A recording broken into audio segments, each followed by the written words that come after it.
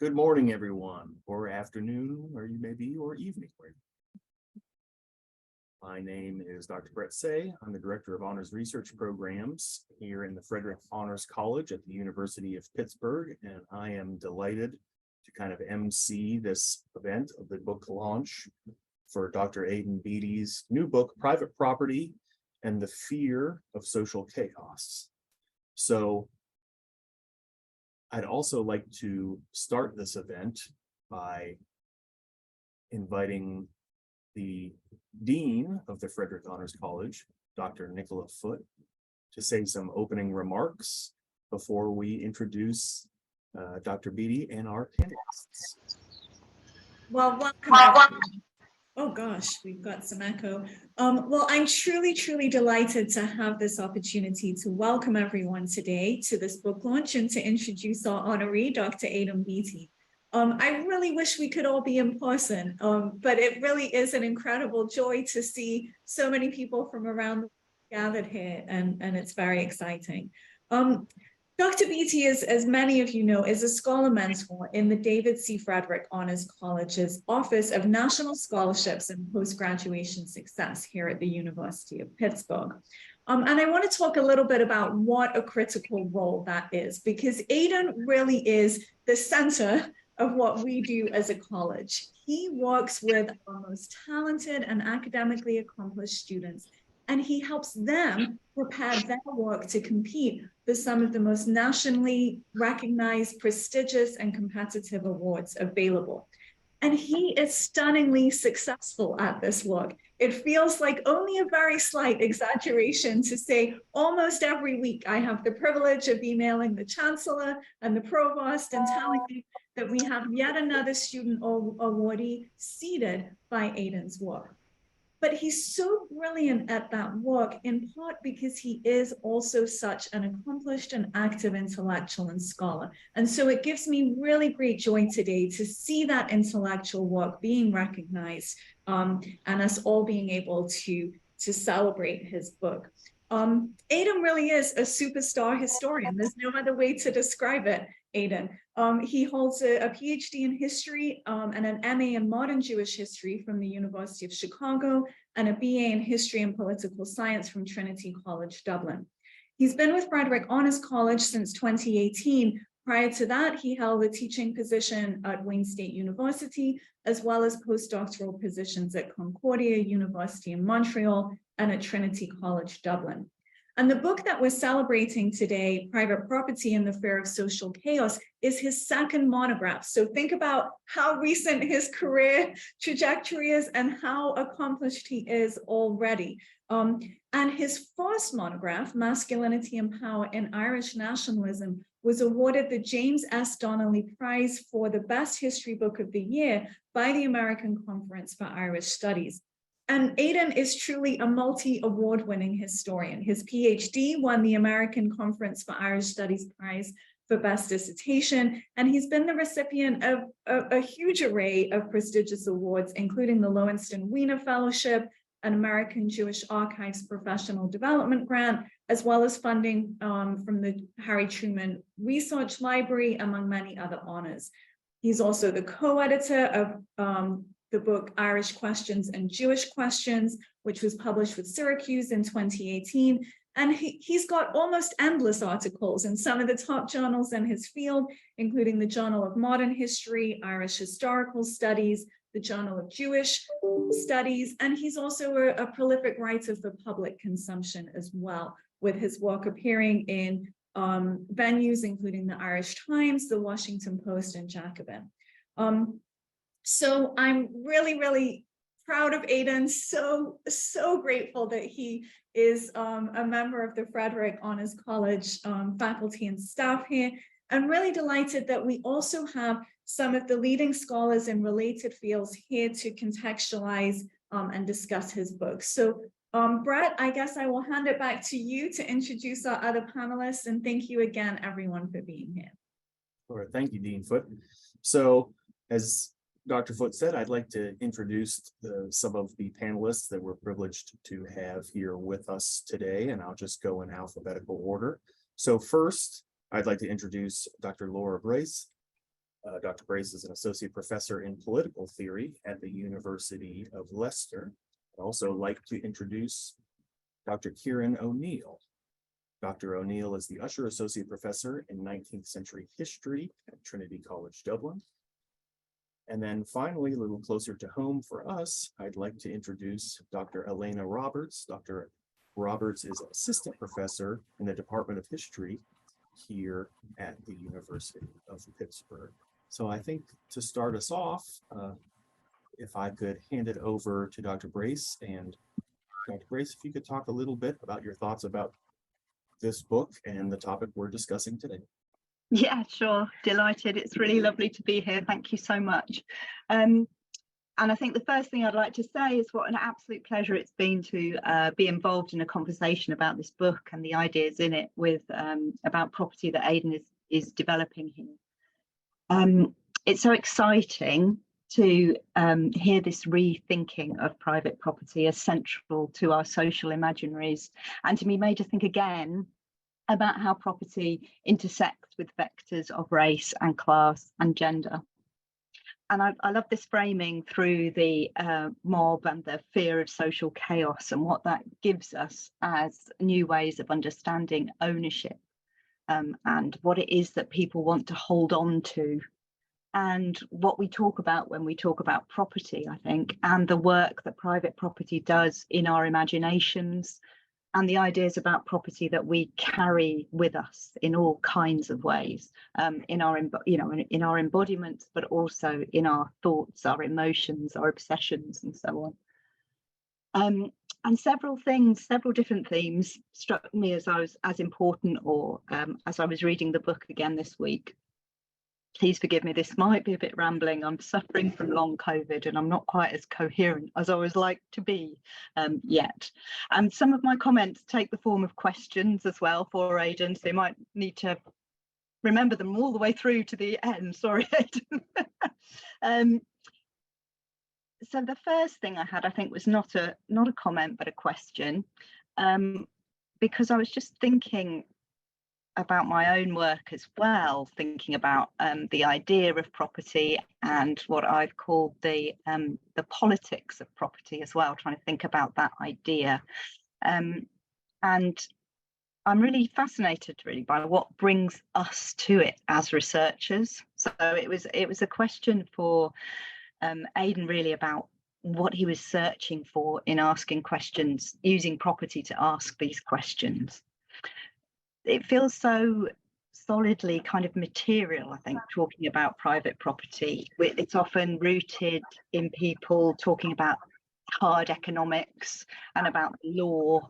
It's sort of there in ideas about bricks and mortar, isn't it? And also, you know, the idea of 40 acres and a mule, whatever it is, it's quite a solid notion. But actually, you read this book and in my work, it's much messier than that and much more complicated, as I think Aidan makes really beautifully clear in this book. And I think there's something very troubling and very fascinating about property and the way it's caught up with so many other ideas and concepts. I think when I started to find it really fascinating was thinking about it being made up, you know, the way that Locke talks about the invention of money, or the way that Rousseau talks about the first person who says, "This is mine," and finds someone who's foolish enough to believe him. That sense of property as a kind of myth or a fiction, I think it's really interesting. So I'd like to ask Aidan what it was about property that caught his imagination and made him want to research it and tell its story in the way that it does. And I've been thinking about kind of feminist methodologies and really interesting questions about how what we research is linked to our own dreams and obsessions, and what comes to us in flashes and in snippets, and what it is that we can't let go of as well, that we really feel that we need to excavate and explain. So it's been really interesting because I've seen this project develop and change quite a lot over the last few years. So I think my question for Aidan is about what it was that you were searching for in private property and in that fear of social chaos. So yes, my first is not a comment but a question. And then I wanted to say something about property's deep entanglement with other things, which perhaps is a comment. I think I love the way that the book argues about property being there in the history of our entitlements, in the injustices, the oppressions and the exploitations that structure the world, so often understood as a natural right and something that can't be uprooted because it's so deeply entwined with our sense of self and then with our sense of place and of belonging. And I found that a really fruitful way of thinking about property. But it can come to feel, can't it, as though all our rights are property rights, I think, and that all our holdings are about how we hold on to a sense of ourselves and make sense of the world. And I love the way that this book talks about a way of seeing with private property, which reminded me of James Penner's discussion of the you won't be able to say this, fetishization of property. He argues, so this is Penner, argues that property serves as an indicator that there's something wrong. If we're really fetishizing property, there's something wrong with our communities. And particularly that there's something wrong when significant numbers of people are insufficiently capable of making property rights their own. And for him, that's about seeing with private property, we are interpreting the world through what he calls a distorted notion of contract. And we are treat our relationships with other people as a series of extractions of what we can take from them to use for ourselves. And he's a legal scholar. So for him, this is about the law becoming very defensive and drawing barriers to protect us, I guess, from the social chaos of the mob that Aidan's talking about. But Penner is using Hegel. So he contrasts this to Hegel's insistence that to be human is necessarily to value and care about not just our own lives, but the way the whole human project is going. And I love that phrasing. I love that idea that property somehow stops us from doing that, or the ways that we understand property and distributive justice in particular stop us from valuing and caring about the whole human project.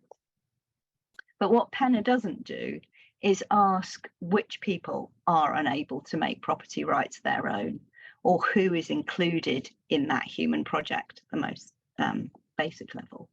And I think what Aidan does with that focus on whiteness and masculinity and enclosure in the book allows us to understand that much better, how modern conceptions of property are conceived through race and how race is invented through property. And throughout the book, Aidan's explaining how property takes on this racial essence that it never lost, as it comes to be seen as something that needs to be defended from this mob of racialized outsiders. I thought that was really interesting, and the way that you talk about security and liberty and property being understood as overlapping terms. And I think we need to see through private property in this sense in order to understand what's really wrong with it, and why it is never about the self-respect or participating with others in the human project in the way that Hegel perhaps was trying to say that it could be. Just quickly also wanted to say something that another thing I really love is that the idea of fragilities and anxieties at the heart of this book. It's such a productive way about thinking about the private property, I think, and the hold that it has over us. And the kind of imagery of a recurring nightmare of the fear that haunts the property elite, this idea of being beset by enemies and having to fight to contain the family, control the borders. I'm fascinated by this urge for order, for stability, for what I call, or what I take from 18th century conduct books and call durable solidity. I think my comment would be that where the threat comes from, I think there's also a threat that comes not only from the mob, but also from the aristocracy and from their notions of property and wealth, where they epitomize kind of chance and unpredictability. I did some really interesting, or read some really interesting sources around kind of the idea of gambling in the 18th century, where there's that shift towards credit and just the frivolity and what in the 18th century was called the rage of rambling. I'm working on Wollstonecraft at the moment. I'm really interested in her critique of the aristocratic women and what they're doing with property too. So I think a lot of these thinkers, property thinkers, are scared not only of the mob, but also of the chaos kind of within their own property, the competition, the humiliation, the rage, the despair that it brings with it. And the Aidan's chapter on Elon Musk made me sort of think about this again. They're really afraid in those conduct books in the 18th century about being what they call snatched into the vortex of amusements, as if they're not going to be somehow able to control themselves and their wealth. And I thought that that's really interesting. But also in the chapter on Thatcher's childhood, the sort of nostalgia there for something more solid and more stable, but that we really haven't got in this more footloose, disruptive capitalism that we have in the UK today. And it was making me think all about, you know, the politics of outrage, of culture wars and conspiracy theories, and everything feeling more unreal. There was a great that shift that I think runs through Aidan's book about the move from land to credit as well. I think was thinking again of that sense of things feeling very unreal. And it reminded me of Rousseau again, and his idea of how important the rage of distinguishing ourselves is, and also the moment in the Hegel's master slave dialectic, or Lord and Master dialectic, where you suddenly realize that it's all turned to dust and you don't want the recognition that you're being given by the slave. There's quite a lot in the book about emptiness, and that I kept coming back to that as a theme linked to that fragility too. And my very final comment, sorry it's a bit long, was just about maybe a reflection on what you had thought about the relationship between the past, the present and the future here. The book concludes by saying that the history of private property, and then linking that to Mark Fisher's aphorism about those who can't remember the past are condemned to have it resold to them forever. And I was reminded of Ian Balcom's work on the spectres of the Atlantic and his formulation that time does not pass, it accumulates, and then how that's linked to his wider arguments about the afterlives of slavery, colonialism. It's so interesting, I think, what you're saying about the politics of memory and inheritance and generations. And I wondered what you think about where we are now in what Robbie Shilliam calls the delicate compact between liberty, property and patriarchy. So just it's a final, not very easy question, but thank you so much. It's a fantastic book. Everyone should read it. Thank you, Dr. Brilliant. Thanks. I think, Brett, I'm next. Is that right? That is correct. Yeah. Great. Well, listen, nice to see you all. And I want to just begin by saying congratulations to Aidan on publishing this really brilliant and provocative book. The project actually began many years ago in Trinity College Dublin, where I work. And I was lucky enough to be able to work a little bit with Aidan before he moved on to a position at Wayne State. And he was at that stage, he was 1 year into a projected 2-year postdoctoral position with this idea at its core, and that meant I got to have early exposure to it, and to see, I suppose, how his ideas have developed from the very beginning of the project to the very end of the project. And it's really great to see it in book form and on a shelf. You should be very proud of it, Aidan.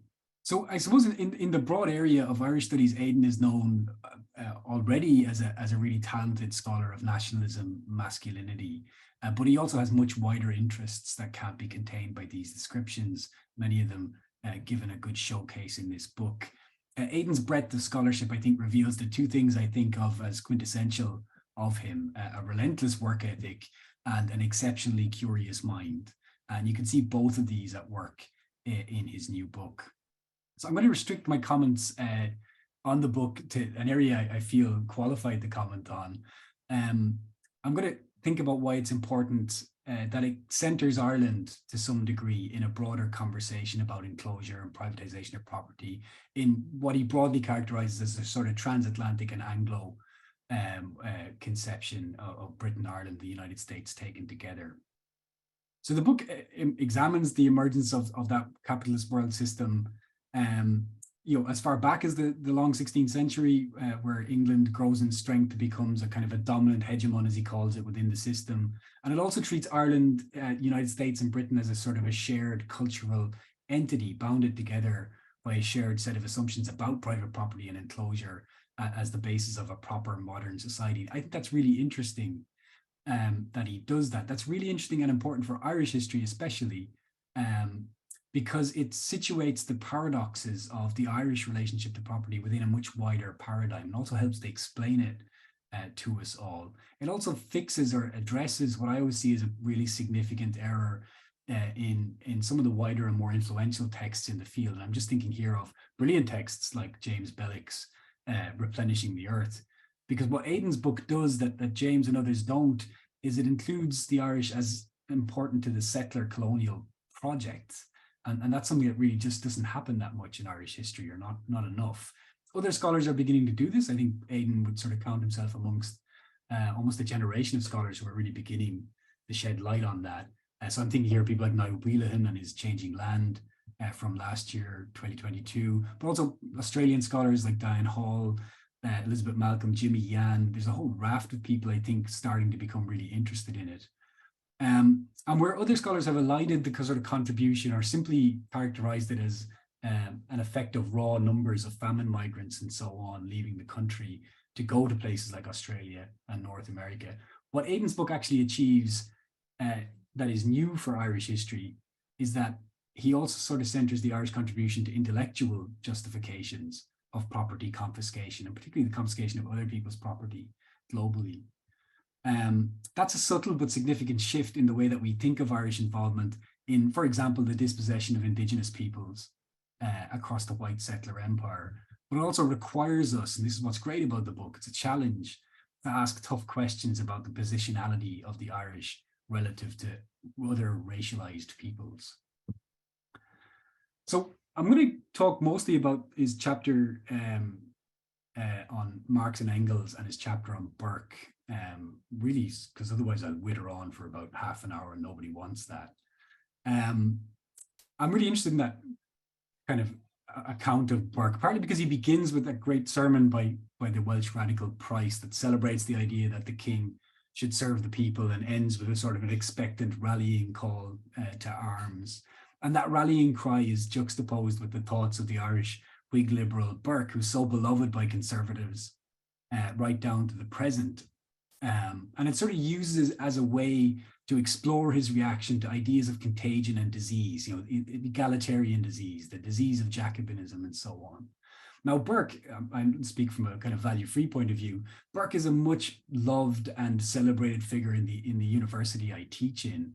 But it's interesting to see his legacy being really re-examined globally, which is in itself, I think, a good and healthy thing. So I see Aidan's account of Burke here as of a piece with recent prominent critiques of Burke's silence on slavery in the West Indies, and of course his profound and pronounced occasional anti-Semitic ideas and so on. It really helps to complicate a monumental, I don't use the word lightly, an important public figure by showing us that Burke's vision of an acceptable world order is one utterly predicated on Anglo conceptions of a natural elite in society. The idea that rule by the best should be defined as ruled by the propertied. Wealth and assets were in themselves qualifications and self-justifications for the exercise of power. And Aidan really brings all that out in this chapter, I think really brilliantly, as he will in the other chapters for other figures. Ireland, famously England's first colony, produced and reproduced that same propertied elite that Burke was defending with such success in this period, even while the Irish themselves are being racialized and othered through these same colonial processes. And that's the sort of complexity that this book can bring because it has a wider scope. It forces us to think within the paradigm instead of within a nationally bounded history. Those same ideas are picked up in his chapter on Marx and Engels, which begins with just an absolute hoot of a quote from Queen Victoria, which I absolutely love, where she characterizes the Irish, her own people and subjects, of course, as, and I just want to get this right, a really shocking, abominable people, not like any other civilized nation. I love that. So Aidan's eye for a quote is actually a consistent feature of his writing over time, I would say. But what I like about the chapter on Marx and Engels is you know, and their fascination with Ireland, which is kind of constant, is that Aidan's not particularly overly sympathetic to their point of view, as so many who have looked at this before have been. And simply because they appear to empathize with the Irish doesn't mean that he sort of allows them any greater room than any of the other people he looks at. Both Marx and Engels, as he demonstrates, were just as willing to racialize and essentialize the Irish as the Queen was in the same period. And in that sense, they offer us a perfect picture of how common and prevalent that was in the mid-19th century, and how the figure of the Irish peasant is very often just instrumentalized for political or rhetorical purposes. Aidan walks us through the idea that Ireland functions as a sort of laboratory or testing ground for plantation elsewhere and colonization, of course, but then offers us the essential paradox of the Irish as confronted by Engels in Manchester as being what he thought of as a population of pre-capitalist traditional agrarian people living almost ironically at the working and cutting edge of capitalism. It's a sort of a fantasy of his own that he conceives of as being embodied in front of him. And again, all of these ironies are layered in Aidan's treatment of them. And while he's not sympathetic to them, he's not holding back in any way. So in that chapter, Aidan gets deep into those characterizations without ever entertaining them as valid. And indeed, we only have to look to history to sort of assert that. I mean, we can see the acquisitiveness of the Irish in imperial contexts in the 19th century as Marx and Engels were writing. In fact, the Irish were famous for their hunger for land in this period. It's a fixation of Irish politics and identities, both globally and at home in the later 19th century. In fact, as I was reading it, because I'm doing a bit of work on it myself with Carly Keogh at the minute, I couldn't help thinking about Marx's point about the Highland clearances of Scotland as a really interesting one in just that regard. He misses the fact, or chooses to glide over the fact, that the dispossessed Highlanders who were relocated or relocated themselves in some instances to places like Prince Edward Island and Cape Breton in Atlantic Canada in vast numbers, where they proceeded, of course, to pass forward their own victimization to the indigenous people, the Mi'kmaq, who they so casually displaced from their own ancestral lands as a consequence of their own movement. Nevertheless, the late Engels' reflection that a purely socialist movement cannot be expected in Ireland for a considerable time, which he came out with in 1888, has held true. It's really interesting also to read this book from the present, I think. He has this great line where he says, people there, they want first of all to become peasants owning a plot of land.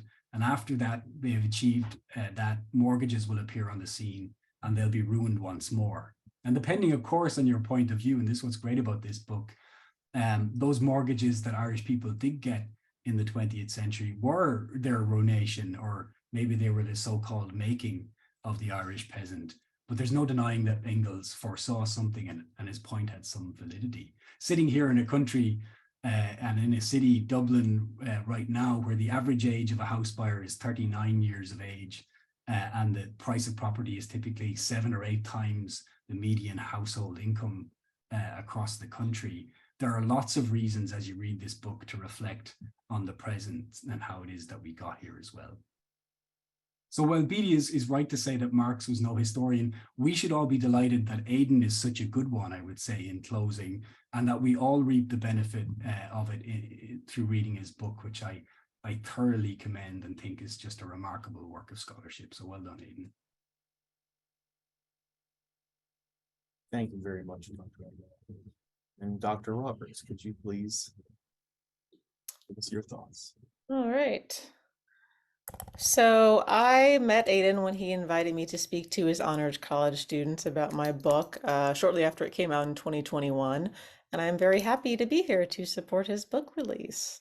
I was going to call him Dr. Beattie throughout, but now that feels kind of stuffy because I get the sense that many of you know him quite well. So maybe I'll switch that to Aidan. I will be very honest, I don't usually read books that focus on intellectual history and theory. But private property and the fear of social chaos really intrigued me because I write about Native Americans who initially had no true idea of private property or an interest in capitalism.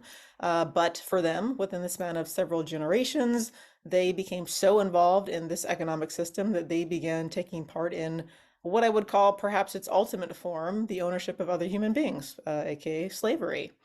And so I thought that the idea of going back in time to really think through the way private property came to be the Euro-American standard would be useful for me, and it was.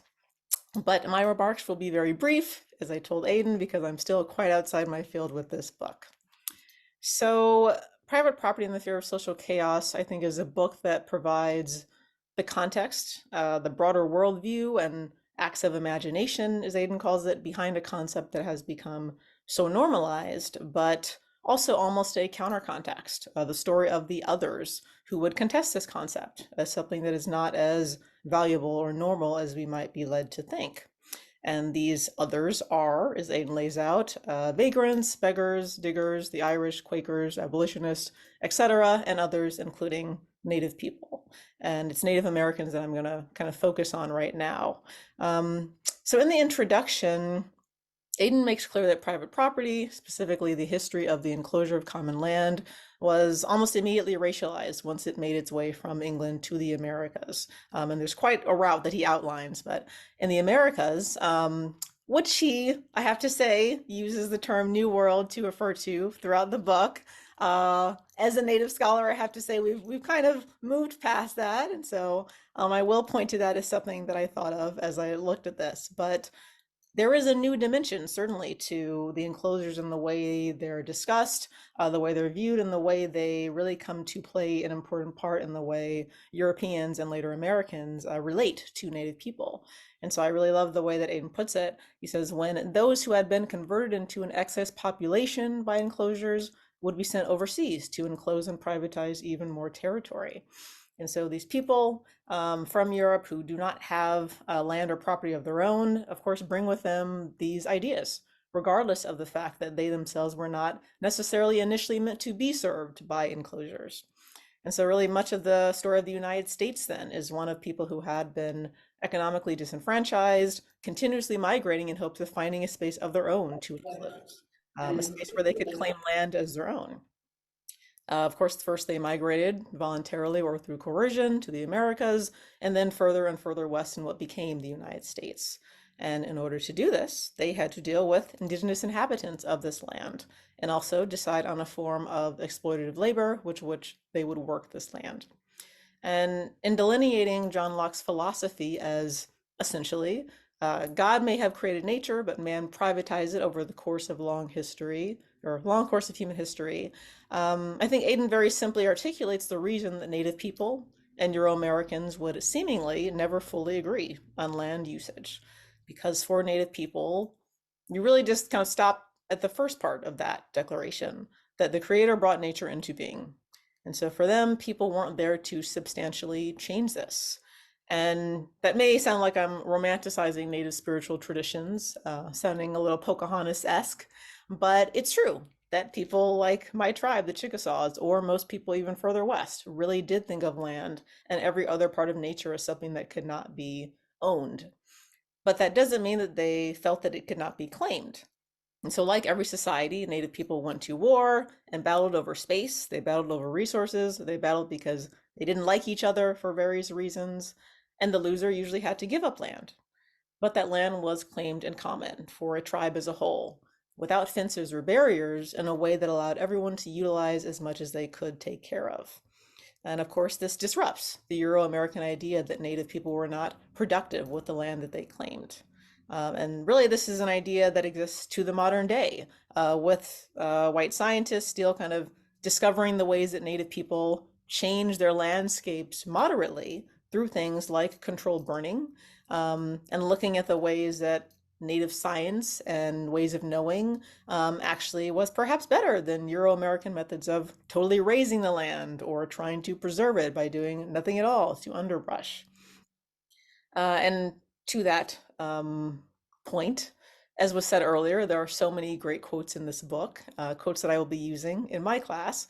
And in the first chapter, The Invention of a New World, one of those quotes from John Wayne, who is the actor who I think probably most exemplifies the genre of the Western, at least until recently with Kevin Costner. Maybe he's going to take the crown. That would be interesting. So the John Wayne quote is, "I don't feel that we did wrong in taking this great country away from Indians. There were great numbers of people who needed new land, and the Indians were selfish, trying to keep it for themselves." And right here is the sort of hypocrisy that Aidan deconstructs. While someone like John Locke saw private property as a social construct, he could not or would not, just like John Wayne could not or would not, see how other peoples of another racial group could legitimately construct their societies differently. And so instead, anyone who would threaten someone else's property or really refuse to become a part of this system in which property was seen as the ultimate aspiration was a threat and should be seen as irrational. But really, Locke doesn't disagree with Native peoples as much as it initially seems, because, as Aidan argues, he also believed that one should have enough property to support his family and no more, in this kind of aspirational sense of property. And this is actually how many Native people felt about their communal use of land. Yes, no one had permanent ownership of a particular place, but as I've said, one could stake a claim, and that claim was only as good as his or her ability to use it to make use of their support for their family, or to sell things or trade to another culture, another tribe. And so really, if the British had resisted their urge to falsely portray Native people as savages and generally refused to look at indigenous societies through their perspective, they would have seen that there likely could have been a middle ground.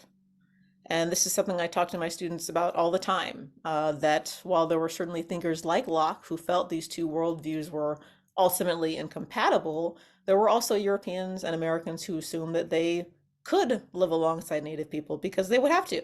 They didn't necessarily immediately think that there would be large-scale removal or genocide. And yet, American history is unfortunately not often the story of the road not taken, because there is this idea of irreconcilable views between people of different races and different cultures that wins out. And so I usually only study white people as much as I have to in order to examine how their actions affected Native Americans or Black people. But this book really gave me a deeper insight into the ideas behind those actions and the theory and the argumentation that went into their creation. And so for that, I am thankful to Aidan, and that is why I would certainly recommend this book. Thank you very much, Dr. Robertson. So I think before we open it up for some questions, I'd like to turn it over to Dr. B for comments about what the panelists have discussed, and then we'll go to questions. So Dr. B. Well, thanks so much, Brett. And as I said, actually, a while ago in an email to Alaina, when I was asking her to be involved in this, it's incredibly awkward, or at least incredibly awkward for me to sort of reach out to people who sometimes I don't know that well and say, like, do you want to come to an event and just say nice things about me, or at least be put into a kind of a situation where you're not allowed to say anything critical of me. So I'm incredibly grateful that Alaina, Laura, and Ciaran were willing to do that, and that Nicola was willing to facilitate this also. I might start by just talking about a little quote that Ciaran, from what Ciaran said, that Irish people in the 19th century are famous because of this hunger for land that they have. And in a way, I think that is the answer that I would put forward to Laura's question about where does this book come from for me. My first book was about the history of Irish nationalism, but looking at Irish nationalism not as a political project or kind of a conventional nationalist project, but as a masculine project where there's an attempt to create a new type of Irish masculinity.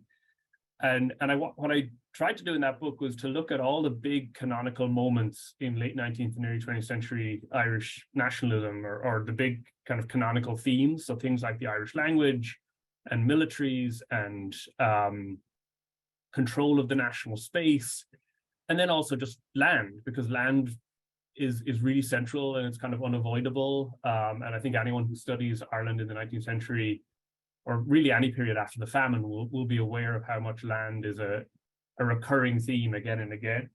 And one of the things I focused on when I looked at land was how there's basically a kind of a tension in the 1920s because of these mortgages that Engels decries, that they create a situation where Ireland has become politically independent, or at least what is today the Republic of Ireland has become politically independent from Britain, but Irish farmers are still repaying mortgages to the British government for Irish land. And there's a kind of from a nationalist perspective, that's a paradoxical thing. And that's really exploited by a person that I find incredibly fascinating in early 20th century Irish history called Peadar O'Donnell, who's not really that well known outside of Ireland, who basically uses this and the kind of the anger against having to repay mortgages to the British government as a way to push for what he would see as the attempt to just abolish all forms of private property. And he creates a relatively successful mass movement along the west coast of Ireland in the later 1920s. And as any Irish historian will know, there's a big change of government in Ireland in 1932 when a party called Fianna Fáil get into power. And they get into power partly because they tap into the same grievances that Peadar O'Donnell does, where they're able to portray themselves as being hostile to the British, hostile to any kind of continuing British rule in Ireland. But they're a lot more economically conservative than O'Donnell, and they don't want to go the route that he wants to go of abolishing private property. And so I became very interested in how Fianna Fáil as a party has to kind of manage all this, that it has to be kind of rhetorically radical and very nationalistically radical, but also quite conservative about maintaining private property at the same time. And so I finished up the dissertation and then the book that came out of that. And I was talking one day to my then PhD advisor, Leora Auslander, and she asked the question that all people are asked when they finish up a PhD about, well, what are you doing next? Like, what's your next book going to be? And I said, I want to do another book about Irish nationalism, and I want to look at it as a history of capitalism as a theme in Irish nationalism. But I have this other vague idea that maybe I do something on just the general history of private property, partly because I had been teaching various like general European history classes at the University of Chicago late in my PhD, and saw how private property just constantly comes up as a concern for people like Jean-Jacques Rousseau and John Stuart Mill and Karl Marx and John Locke. So I had this incredibly vague idea that maybe instead I would take that one chapter from looking at property, but expand it out and look at every kind of property.